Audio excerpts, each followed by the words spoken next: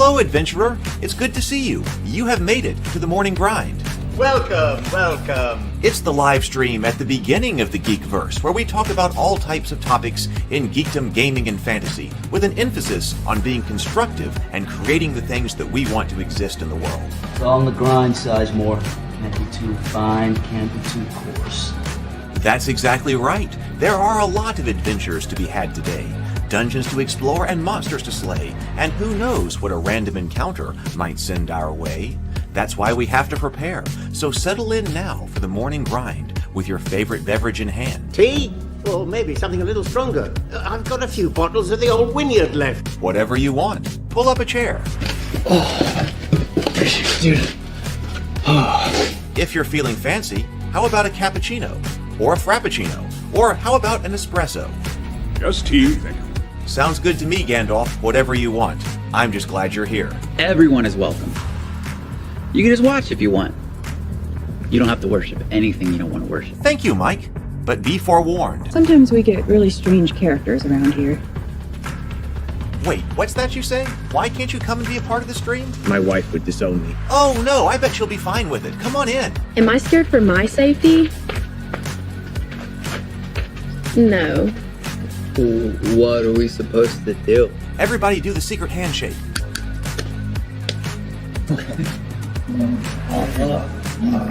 Secret cultist handshake. Oh, now do wizards who love each other. This, my friend, is a science. I still don't have gifts, but it's fine. It's all on the grind, son. Can't be too fine, can't be too coarse. Dude, this would be a sick place to bring the band. Indeed it would be, Dave. It really would. I'm seeing more people coming in. Welcome, glad to have you here. Oh, look, here's someone new. Is this the cultist meetup? Yes it is. Come to hang out? Please accept me. I have nothing else. Okay, we accept you. Everyone's welcome here. Brought some snacks. Well, that makes things even better. You want some coffee? I don't drink coffee. You sure? It's cultist coffee. What makes it cultist coffee? I'm a cultist and I'm drinking it. Oh. Then I'll have some. What exactly is going on here? I'm seeing more people coming in. Welcome. It's so great to have you. Oh, and look, here comes another stranger. Can we help you? Yes, fellow cultists. I could really use some food. Oh yeah? Welcome. We have donuts. Oh, it's me. I'm glad I'm here. I'm sure you have a few questions for me, though. What's your name? Who do you work for? What god do you worship? Great questions, Rob. I'm Steve King, and I worship Nyarlathotep. No, not really. I'm just Heath, and I won't be worshiping anything this morning. But I will be your host. Welcome to the office. We're going to have a great time. I've got my coffee ready, because now it's time for the morning grind. If you could become a fish, that would be amazing. Then I could command you with my mental fish powers.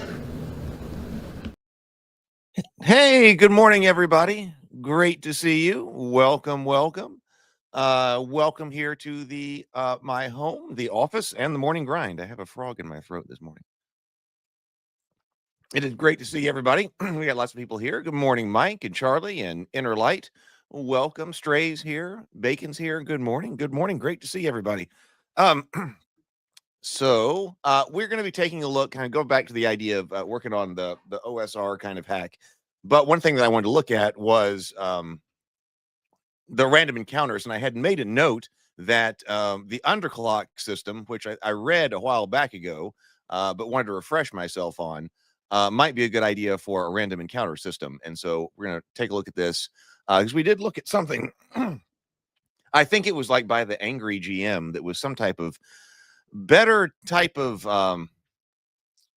way to manage random encounters so they actually are functional and contribute to the game in some way.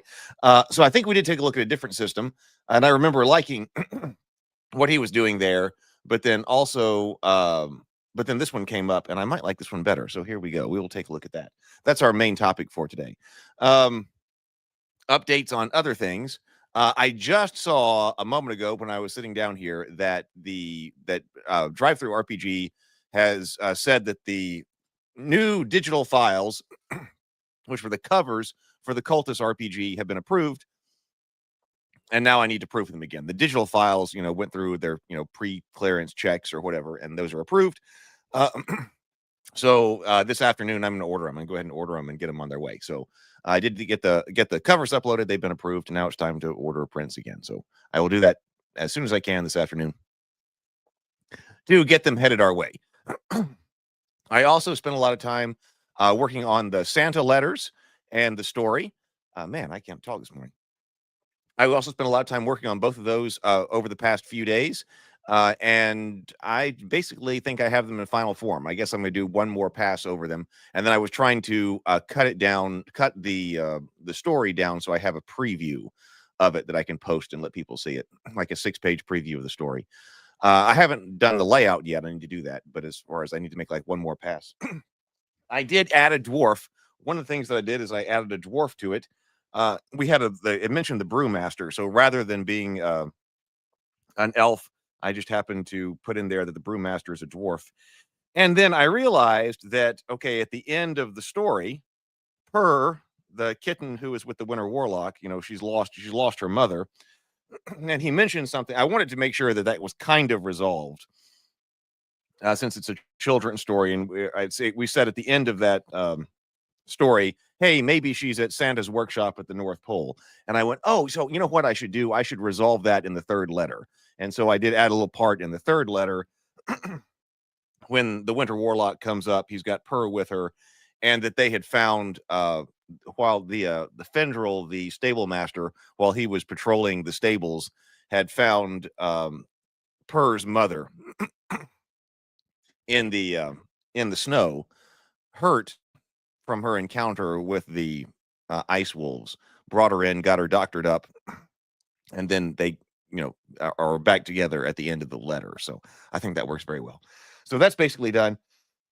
I realized there's also a little Christmas village up north of me, and I sent them in. I was like, hey, let me see if I can come up there and see if people up there want Christmas letters from Santa Claus. So I need to get something together to take up there. Hopefully they'll let me, and it's not too late. So that's basically what's been going on over here. Yes, Dre says, let's breathe and sip. Yes, let's do it. Fish do not drink tea this morning. Let's breathe and sip. 2 deep breaths. 2 deep breaths, then complete exhales, and then take a sip of your favorite beverage. So here we go.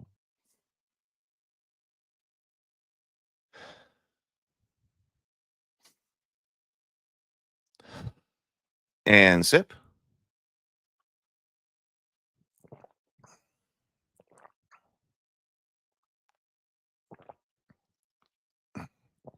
Okay, let's bring this up. So this is the Underclock on Goblin Punch, if you were looking for it. I'll put a link in the comments here. That's what we're looking at here. And there also says most popular post, the dungeon checklist, the perfect potion list. I don't know what that is. But okay, so one I want to look at is the Underclock right here, fixing the random encounter. So let's see what we think about this. It says the Underclock, fixing the random encounter. For a long time, I had the same random encounter table rules as everyone else. Every 3 rooms or 30 minutes of exploration time, roll a d6. If a 1 comes up, a random encounter happens. After a couple of years, I even added, if a 2 comes up, the players get an omen, a clue about an upcoming encounter. Oh, hey, good morning, Sable. Great to see you.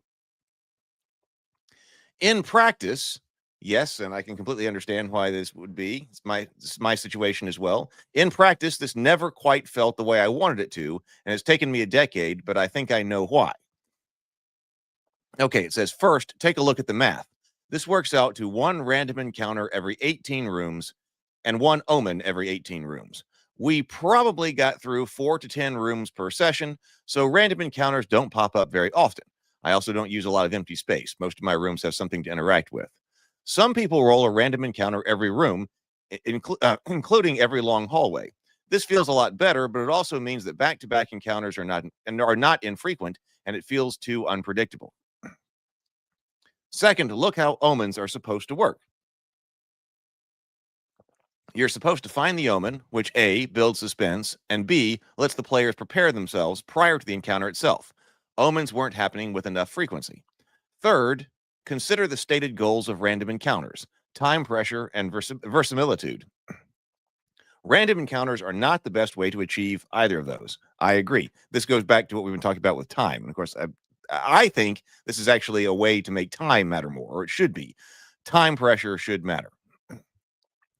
Often, when random encounters occurred, they felt disruptive. Anyway, I'm giving up on tracking torch durations, random encounter checks. I have something that I like better. Design goals, time pressure. The 4 most vital currencies in a dungeon crawler are time, information, hit points, and expendables. I like where this guy's going already. So time, information, hit points, and expendables. It doesn't feel like a dungeon crawler to me unless all 4 of those things matter. The reason why we track torch depletion and random encounters is because we want a source of time pressure. I like games where time is a critical resource. Players can't read every book and tap every brick. They need to be tactical in where they spend their attention. This is good. Now, this is, what's the name of the person? So Sable says, who's this blog? No, it's not Kelsey. It's Goblin Punch. I don't know who writes it. It doesn't say, like, up at the top. So I'm on it's the Goblin Punch blog. Maybe it says down here. Oh, lots of people commenting on this one as well. Oh, posted by Arnold K. So I don't know.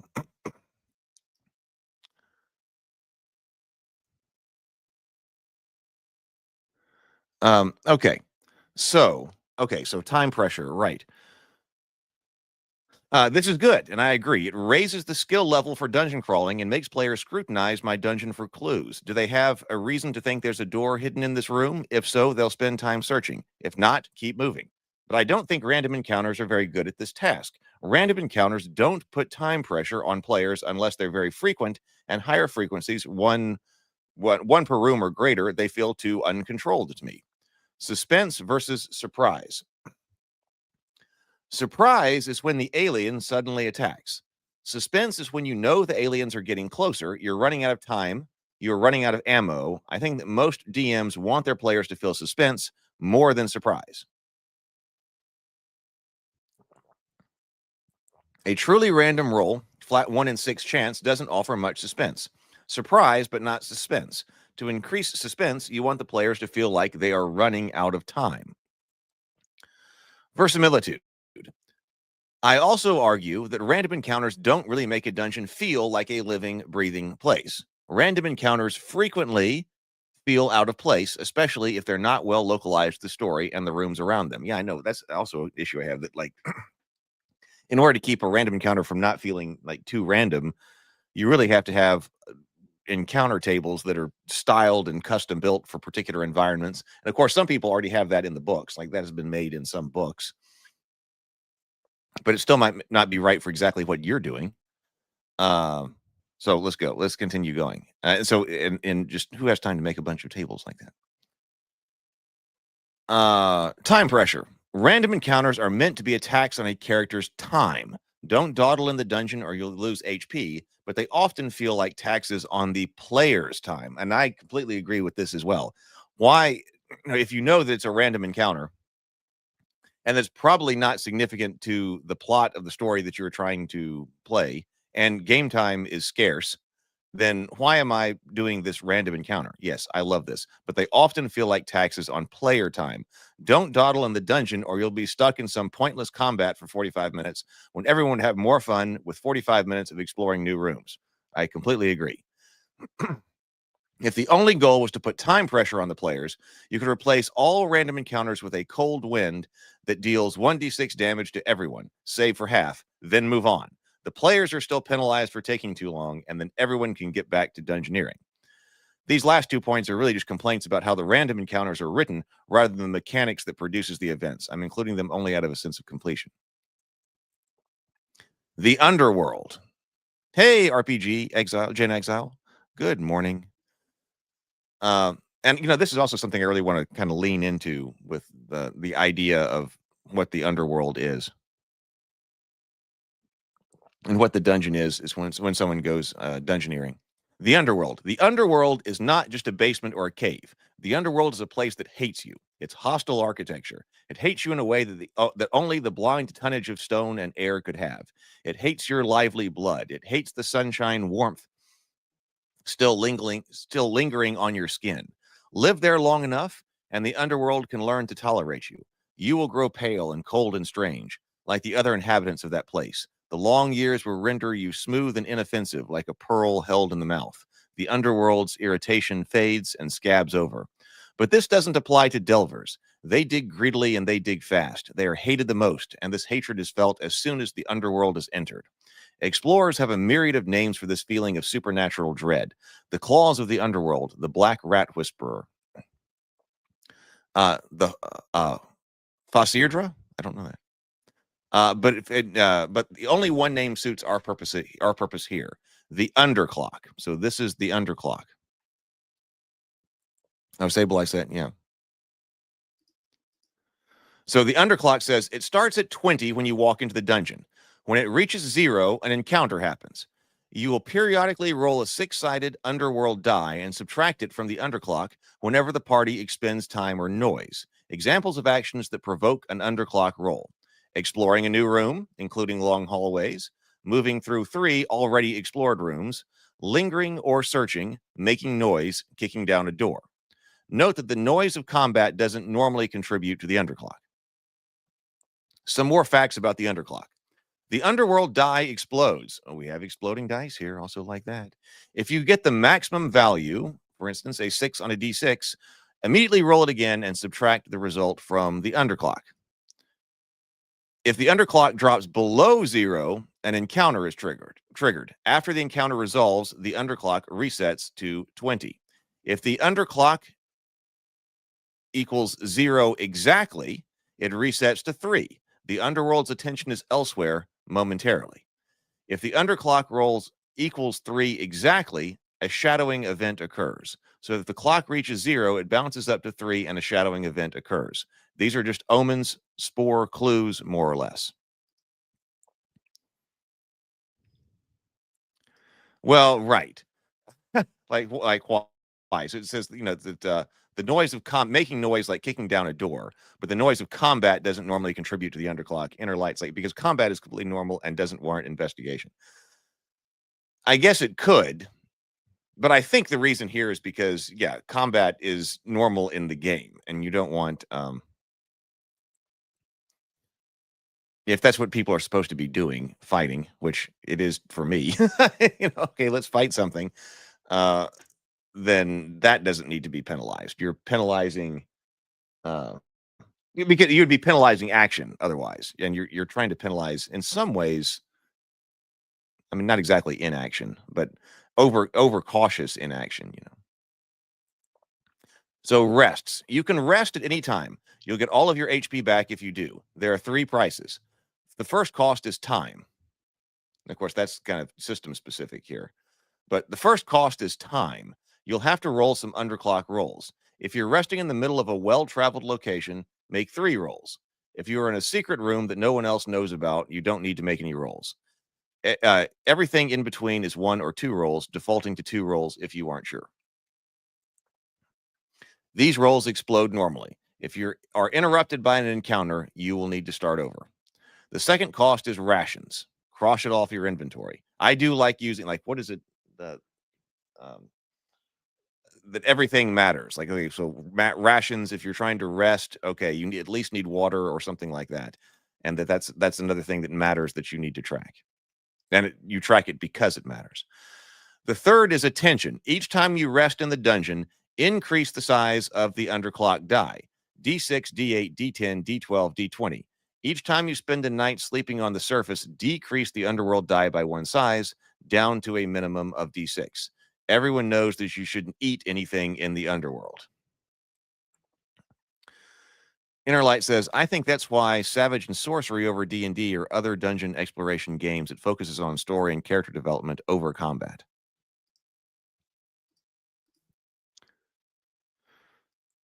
Of course, that's another reason that you got have bring the rations because, okay, you can't eat anything in the underworld.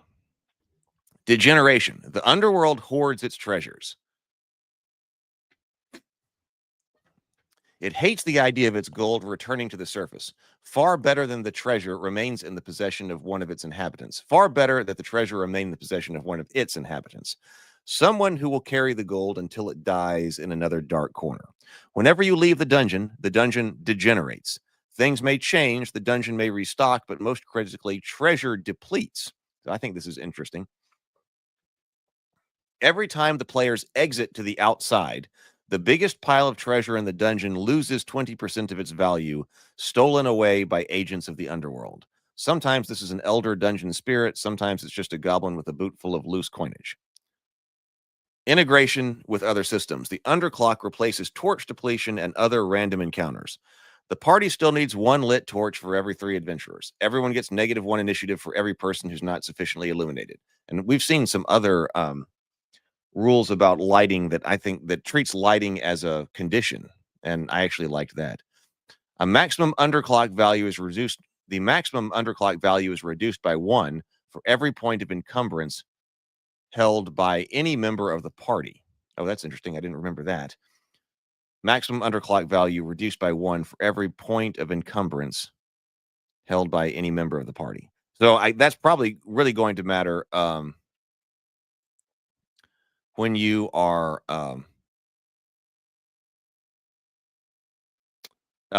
trying to get out with loot.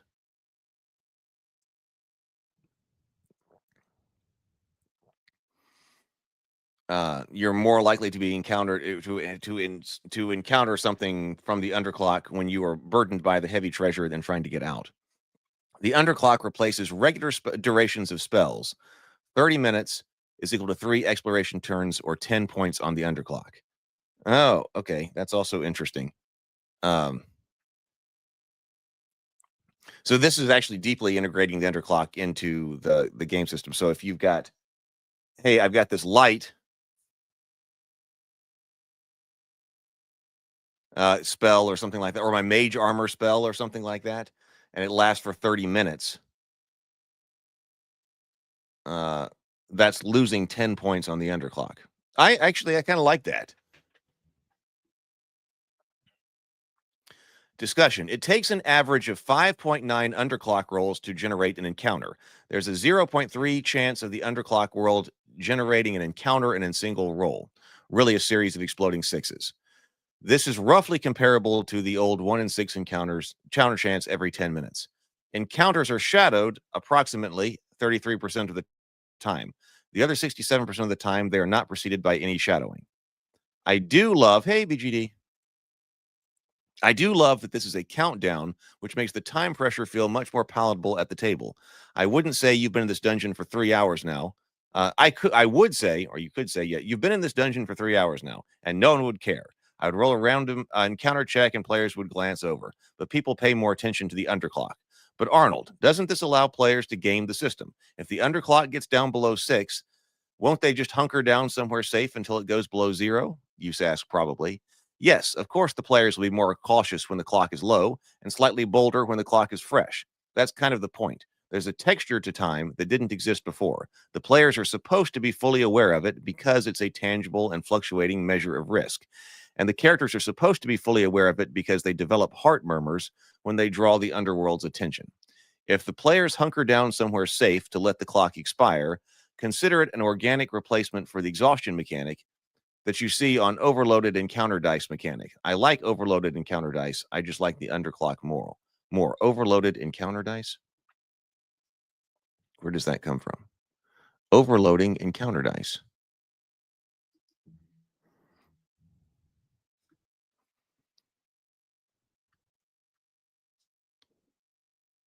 Let's see. I'm not sure what that is.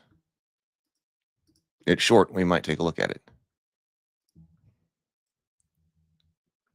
This is event dice. Okay. The integration with rests and HP is also something I like. You can get all of your HP back easily, but at the cost of making the dungeon more dangerous. There's an interesting decision here. Should the players press their luck or break for lunch? Similarly, there's another tension when deciding to return to the surface. The thought of a goblin walking off with 20% of their loot is very motivating. The decision should be interesting and impactful, like most of the core decisions in an OSR game. Of course, if your game sessions are bounded by leaving the dungeon, this extra motivation is not needed. I'm trying to simplify torches and encumbrance to the point where they still are important, but move them out of the spotlight. Players shouldn't spend much time or thought on them. I don't think I've ever had any interesting, impactful gameplay moment arise from torch depletion. And I agree with that too. I mean, I know that Shadow Dark is using a 1 hour timer, but that still seems bizarre to me and doesn't drive time pressure the way that like this does. I mean, I guess in Shadow Dark you were really supposed to feel it when the torch goes out, but does it? I don't know. I haven't played that much Shadow Dark. How often does that happen? If a game session is 3 hours and you're in the dungeon for 3 hours and everybody has a few torches in the party, when do you run out? Simple mode. The underclock counts down from 20 to 0, losing D6 every exploration turn. An encounter happens at 0. If you want to add some version of the dungeon gets harder when you rest or treasure vanishes when you leave for the day, feel free to implement your own version or not. And then we have a math visualization right here. I wrote some Python to roll the dice for me. Here are the numeric results. Underworld rolls per encounter. So that's where I guess this is visually representing that, okay, we've got generally 4, 5, 6, 7, something like that, underclock rolls per encounter. And then shadowed versus non-shadowed encounters.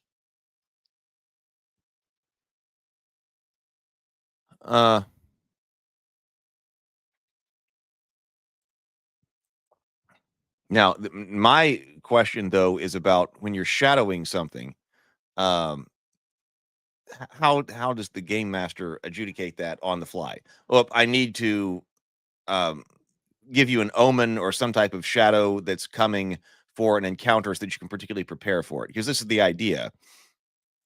Like, oh, I need to do something to let them know that there are goblins or orcs in the next room or whatever. Because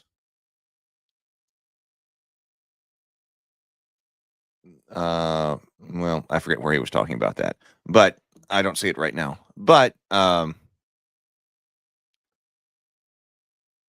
yeah, getting a clue about an upcoming encounter. Right. Oh, right here. You're supposed to find the omen, which one builds suspense and lets players prepare themselves prior to the encounter themselves. If you're writing some type of prepared adventure, like, oh, this encounter can be shadowed by, and put something like that in the book. Good morning, Tomocrat.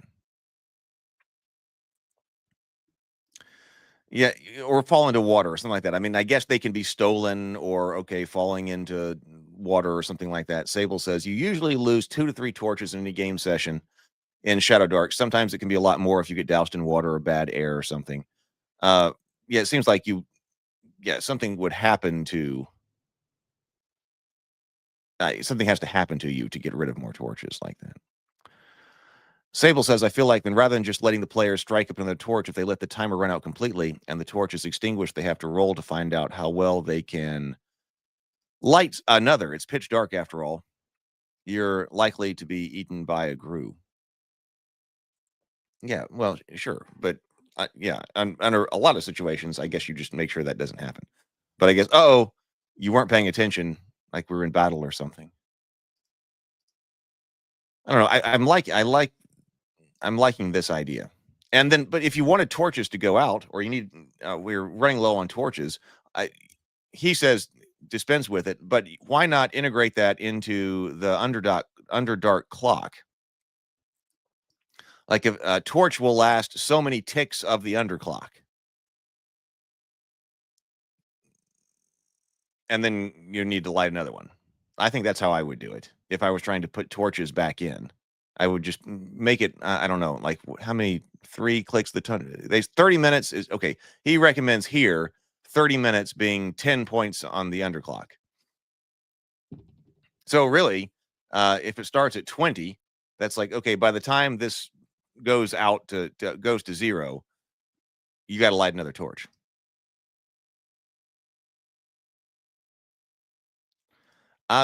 Maybe for the on Shadow Dark.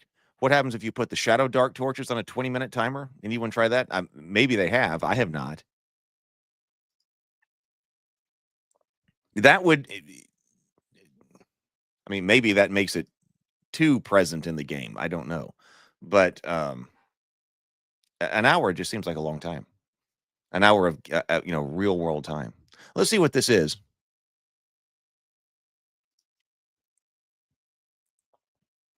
Overloading the encounter die. So what was this? Was a reference here. It says the nature of the random encounter check is that of a timer. While it's not a literal countdown, since a random results are mathematically independent, it simulates one. It's the danger clock, always ticking, giving meaning to the decision to search or not, investigate just one more room or not, or engage in any other potentially fruitful exploration activity, particularly fruitful exploration activity. There are a number of dynamics within the game that seem structurally similar to the periodic encounter check. Randomizing when light sources expire has also been suggested in several different places. Well, we were just talking about that. Many systems as written specify that the PC should rest every 6th turn.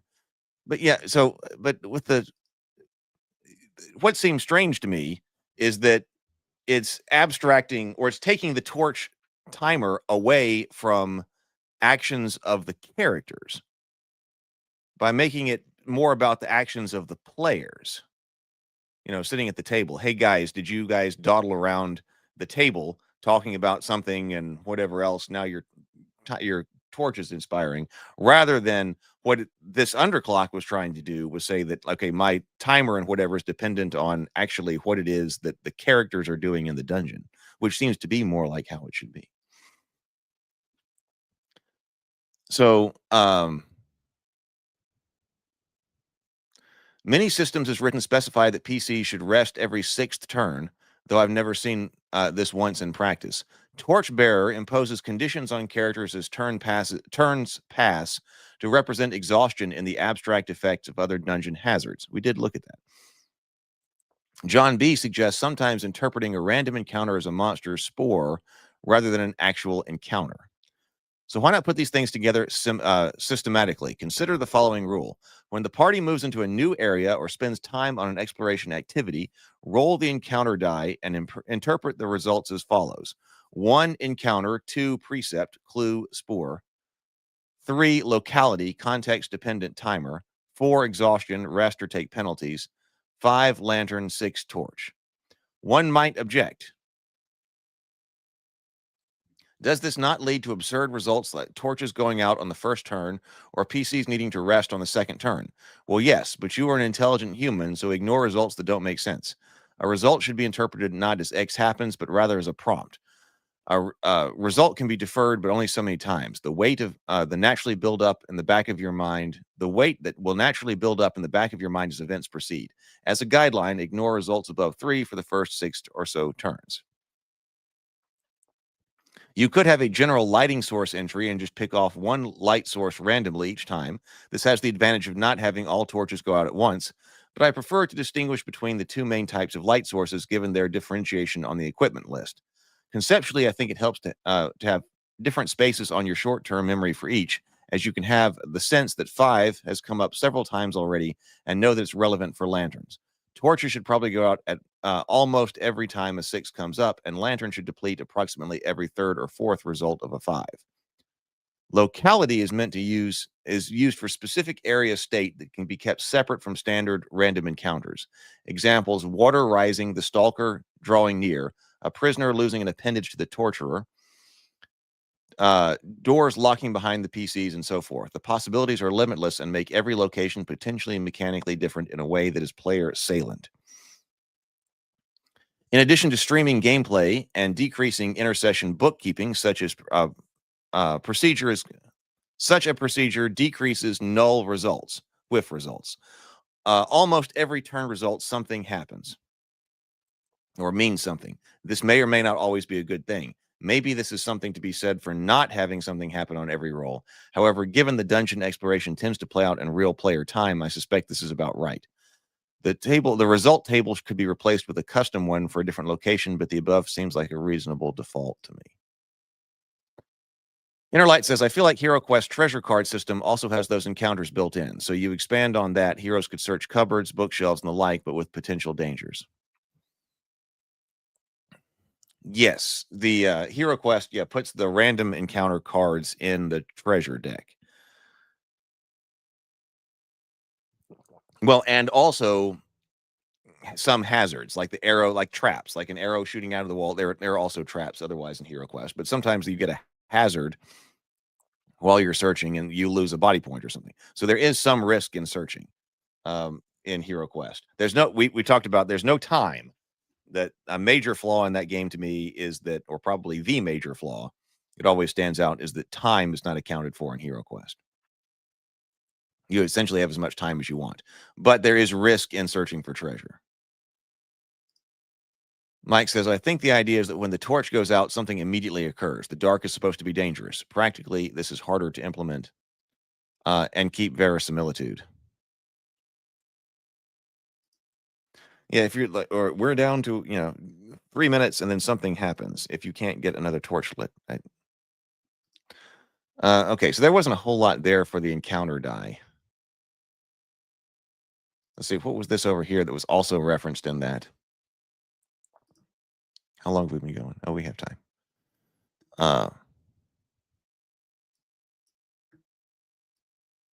Well, yeah, it can definitely be house ruled. Innerlight says this can be house ruled. LOL, every 3 turns, Zargon draws a treasure card. But really, I've got the Axion Quest cards that has dungeon events. So I mean, people have worked on that as far as house rules go. That the dungeon event card is drawn. Like if Zargon doesn't have a monster on the board, then draw a dungeon encounter. Or actually, maybe you rolled, and then if you rolled something, you drew a dungeon encounter. But you could, I guess you could draw one every turn as well. Like if Zargon does not have monsters on the board, a dungeon event occurs. Of course, that kind of penalizes you for killing the monsters quickly, but also, or I guess you could say what you're trying to do is like keep people from walking around without monsters on the board. Maybe it's like you draw if at the start of the player's turn and at the end, there were never monsters on the board. They're just walking from place to place. So this is from permanent cranial damage that was referenced here. Event dice. This was referenced in the original Underdark clock. I think there's something to the Underdark clock right here. I think that the other one that we looked at, that was the Angry GM, had people like putting out different dice. I might go back and take a look at that. But I like this rundown clock.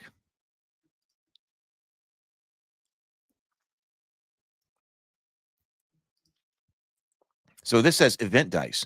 The inspiration here is clearly, unashamedly, the excellent hazard system by Necropraxis. This is the hazard of reading anything on the internet. We can go link to link to link. There's not much to say about the idea of the overloaded encounter die that hasn't been said before. It's frankly a wonder that anyone was able to play a proper, meaningful dungeon crawl before its innovation. The fiddliness of square by square movement per turn, encounter checks every other turn, resting every 6th turn, keeping track of exactly which turn your torch burns down, it boggles the mind. I had experimented with various methods of doing this. First, there was the rules provided in the Black Hack. An encounter check every real-world 15 minutes, or whenever the players are noisy, roll the usage die every turn. Of course, I would never remember to check when 15 minutes of real-world time had elapsed, and the game provided very little definition of what a turn was. For people who were already familiar with the structure of old D&D, that later point was not a problem. But TBH, the Black Hack, was my first proper OSR-ish game, and I was fumbling in the dark. I eventually landed on a turn as like one dungeon crawly type action and printed out turn trackers, and even this was quite fiddly. I think it was with the Patreon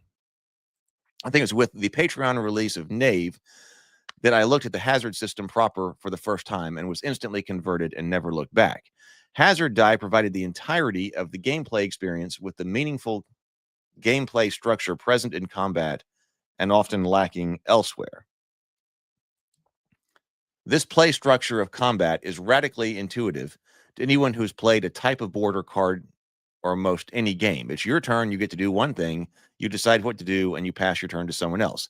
The hazard die just expands this through the entire game. A turn immediately creates meaningful decisions. So are we going to, I want to know more about that.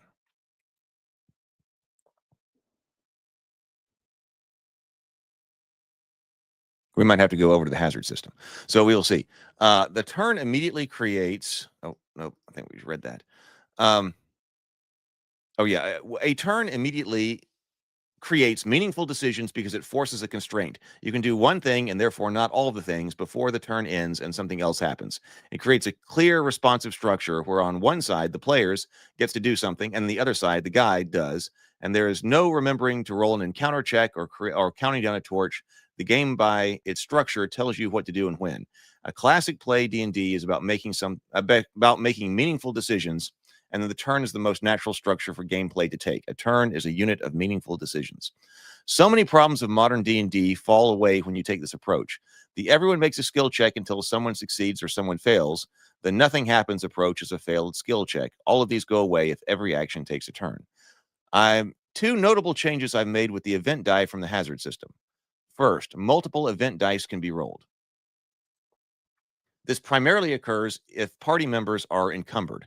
Rather than reducing the speed at which this forces players to move through the dungeon,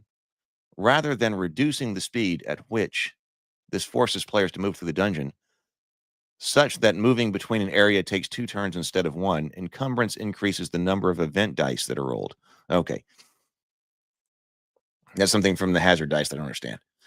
This abstractly represents being slower, noisier, and clumsier. The math works out exactly the same. To be honest, in terms of how many actions are accomplished to how many event dice are rolled, but I like to think it's easier to still keep the unit of 1 turn. This is difficult to read here.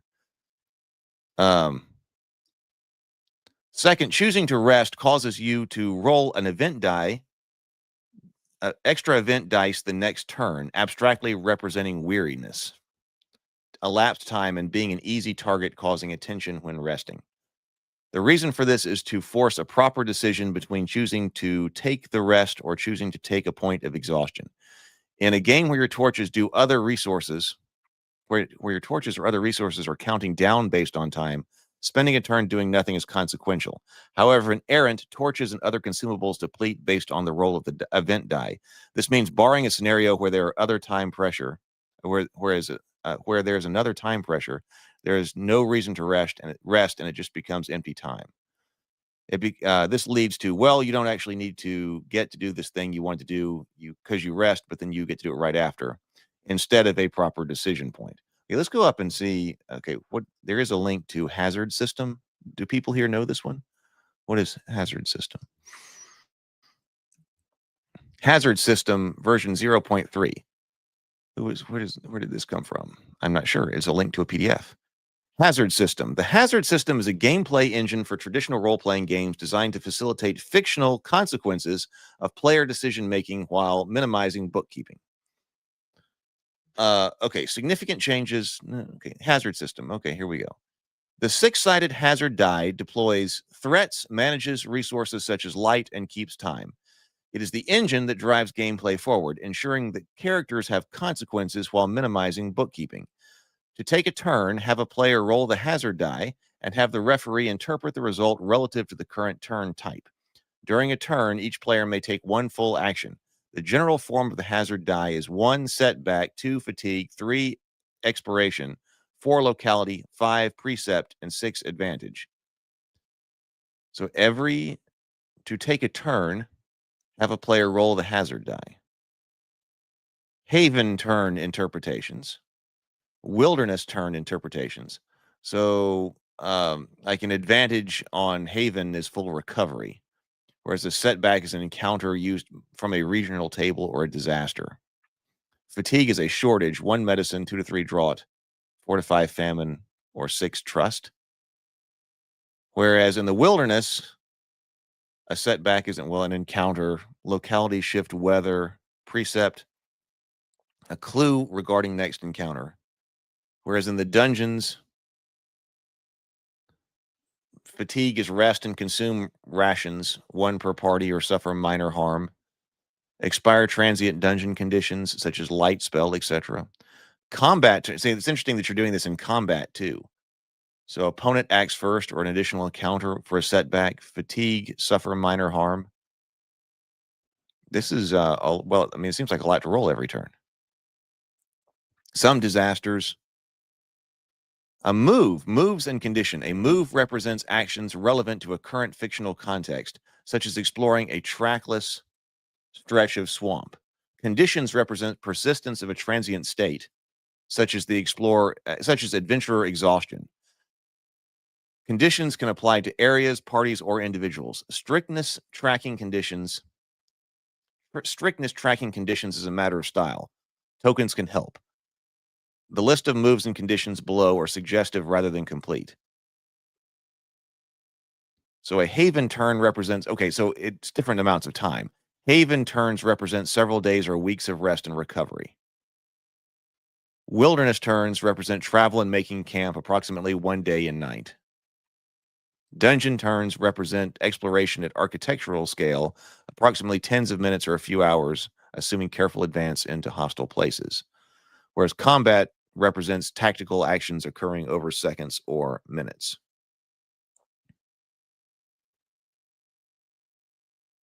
Okay, so we saw that the setback, fatigue, locality kind of idea, that was a modification on one of the other ones that we read here a moment ago.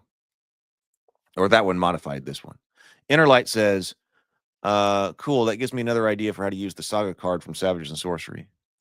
Black, very negative. White, very positive. Red, danger. Bronze, potential for glory.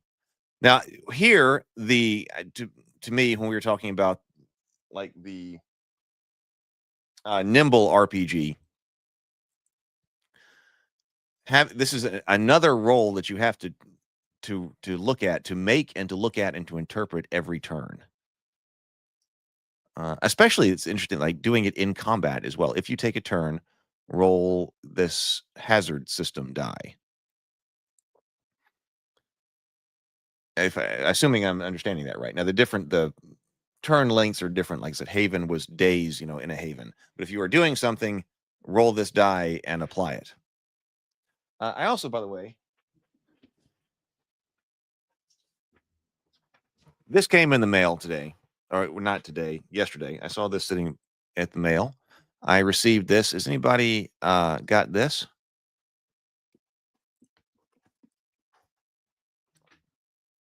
I believe this came from Avalon Hill.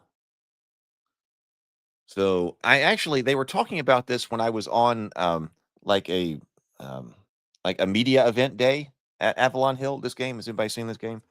It's not a tactical game, but we might still look at it. It says, breathe in the salt air and walk the gleaming white sands of Sanibel Island, known for its treasure trove of seashells. So there's something about, this looks like a family kind of game here. So it says, as the sun crests on the horizon, stroll along the shore and collect shells, arranging them in your bag for points. Uncover an array of natural wonders while the waves ebb and flow. Sand dollars, sea stars, mischievous crabs, and more. Try collecting different shell sets and combinations to earn points. When all the players have finished their walks, your shell hunting is done for the day, but there is always tomorrow. So move tokens along the beach, collect shells you'd like to keep, and then arrange them in your bag to earn the most possible points. So I don't know. That just did come in. New board game. We will have to see if we might check it out. Innerlight says you would probably roll once per combat encounter, not per round, to give an idea of something that might happen at an inopportune time.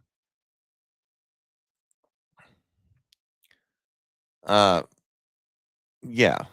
Maybe so. I think I just picked up on something. It says to take a turn, Have the player roll a hazard die, and then the referee interprets the results relative to the current turn type.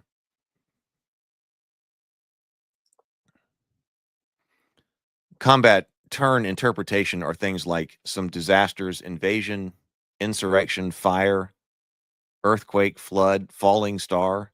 I mean, those are actually some disastrous things. Some dungeon localities, obstruction. Where is disaster? Setback.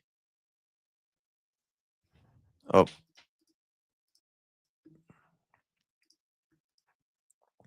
Use common sense, ignore results that do not make fictional sense.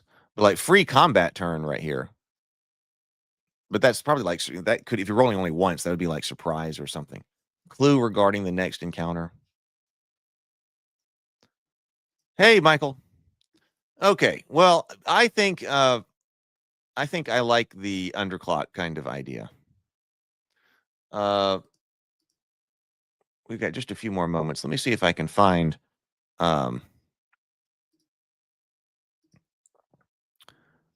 what was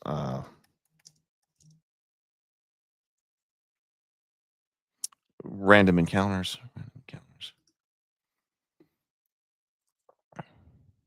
Oh, the tension pool. That's what it was called.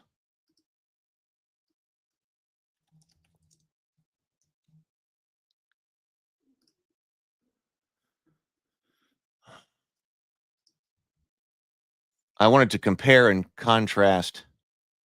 Download the tension pool rules here. The underclock from the tension pool. So compare and contrast underclock with tension pool. The tension pool uses 6-sided dice. These are called the tension dice. A small bowl or container to hold the dice, thereafter called the tension pool. The best tension pool container is transparent, so everyone can see how many dice are in the pool, and made of glass or metal, so everyone can hear a nice clear sound whenever you toss a tension die into the tension pool. How to use the tension pool. Here's the simple step-by-step tension pool rules. Put the tension pool in the middle of the table where everyone can see it. Put the tension pool where you can reach them, tension dice where you can reach them, and easily and loudly toss them into the tension pool. Managing the tension pool. Whenever the tension pool is in play, whenever the players take an action, you will need to determine whether to add to the tension pool or roll the tension pool or do both. You can also periodically clear the tension pool. After rolling the tension pool, you'll often introduce a complication to the adventure. Whenever a player commits a time-consuming action, add a tension die. This is a count-up system, which I have been partial to, because you never know exactly when something is going to happen. If you're counting up, like if you count up wounds rather than count down hit points, I can be convinced of doing something like that. But on the other hand, the idea that, okay, something happens when this hits 0 with the Underdark clock, everybody's watching. But on the other hand, adding dice to the tension pool, you don't know exactly when you're going to have to roll them. Whenever a player commits a reckless action, roll the tension pool. Whenever a player commits an action that's both time-consuming and reckless, first add a tension die and then roll the tension pool.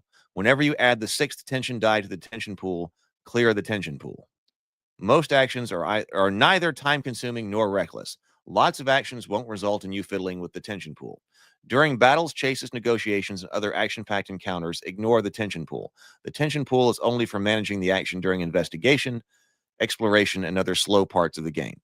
Adding tension dice. During exploration, investigation, and other slow parts of the game, whenever a player commits their character to a time-consuming action, add 1 tension die to the tension pool. It's as simple as picking one up and dropping it loudly in the container so everyone knows that it's happened. Time-consuming actions. Use your best judgment about what constitutes time-consuming. As a rule, any action that takes an exceptionally long amount of time given the current game action is time-consuming. Hey, Doc, welcome.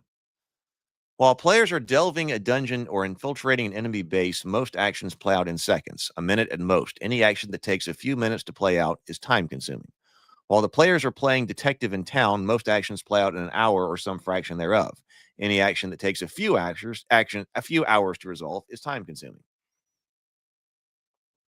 When one player undertakes a time-consuming action, the other players can use that same time to undertake their own time-consuming actions. Don't add multiple tension dice to the tension pool if several players commit a time-consuming action at the same time. In fact, when a player commits to a time-consuming action, ask the other players if they want to do anything while they're waiting for the first player to finish their action.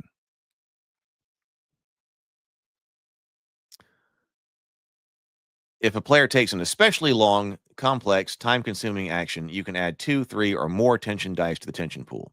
Rolling the tension pool during exploration, investigation, and other placed parts of the game, whenever a player commits to a reckless action, roll the tension pool and check for a complication. Pick up all the tension dice currently in the tension pool and roll them. If there are no tension dice in the tension pool, pick up one tension dice and roll it. If any of the dice roll 1, a complication arises. Put the tension dice back in the tension pool. Reckless actions. Those that ignore danger, risks, immediate consequences, attract unwanted attention, or involve a high risk for a fast and easy result. When the players are delving or infiltrating, reckless actions might include noisy arguments, smashing down doors, or destroying security devices. When you add the 6th tension die to the tension pool, immediately roll the tension pool. After determining whether a complication arises, put the tension dice aside and start over with an empty tension pool. Always roll the tension pool to check for a complication when you clear it. Never take the tension dice out of the pool without rolling them. If the player takes an action that's both time-consuming and reckless, when there are already 5 tension dice in the tension pool, you don't have to roll the tension pool twice. Just add the 6th tension die and clear the tension pool. But you can roll the tension pool twice if you want to. Depending on the results, you can introduce 2 complications, combine 2 complications into one especially complicated complication, or induce a particularly terrible complication.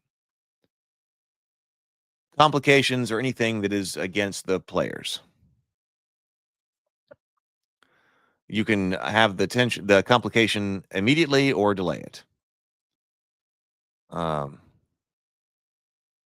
Random complications here. Rather than inventing complications on the fly, you can have a prepared list of complications appropriate for the game you intend to run. And this is using the D8 and the D12 for rare, so you also have a scale here of very rare extreme complications to common, minor, rare. I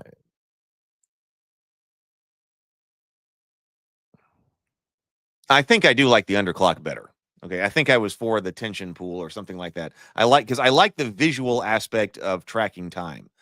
So like the tension clock, that needs to be, if you're at the tabletop, that needs to be something that's written on like a whiteboard or something that everybody can see. Because yes, something visual that's there that is keeping time on people's mind. So the time pool is a variant of the tension pool you can use to track time more precisely during gameplay. The time pool uses the tension pool like an hourglass. The tension pool represents a specific unit of time, and each tension die represents a fraction of that time. The time pool approach does involve some abstraction and hand waving, as it takes a few sessions of play for the players to get used to it, but it does enable precise time tracking without a lot of bookkeeping. So time scale, set a time scale, minutes and hours, hours and days, or days and weeks. Adding dice to the time pool. The time scale represents a time-consuming action. For example, any action that takes between 2 and 10 minutes constitutes a time-consuming action at minutes and hours scale. An action that takes more than an hour but less than 4 constitutes a time-consuming action at the days and hours scale. Actions that fill the time pool. Changing time scales. Okay. Yeah, it kind of does. Innerlight says, Underclock reminds me of the Dragon track from Dragon Strike. It kind of does. Yes. That was there. That added some time pressure to the heroes. You need to get this done before the dragon arrives. So that, unlike Hero Quest, that was an attempt at adding some type of time-based danger to Dragon Strike, and it was always that the dragon showed up. Appropriate, I suppose, for a game named Dragon Strike. Okay, so yes. Okay, so the Underclock, I think the Underclock is the one to adopt here. So I think this was pretty beneficial. All right. Oh, we've been going for an hour here. Okay, so Underclock, I'm for it. I think that might be the one to kind of integrate into some type of OSR hack. I like that one the best.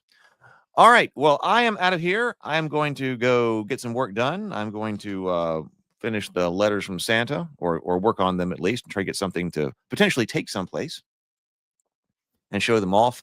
Get those RPG books printed, and then also might start layout of the Christmas story. So, all right, I am out of here for now. Everyone go forth, be creative, be constructive, and I will see you later. Have a wonderful day. Thank you for being here with me.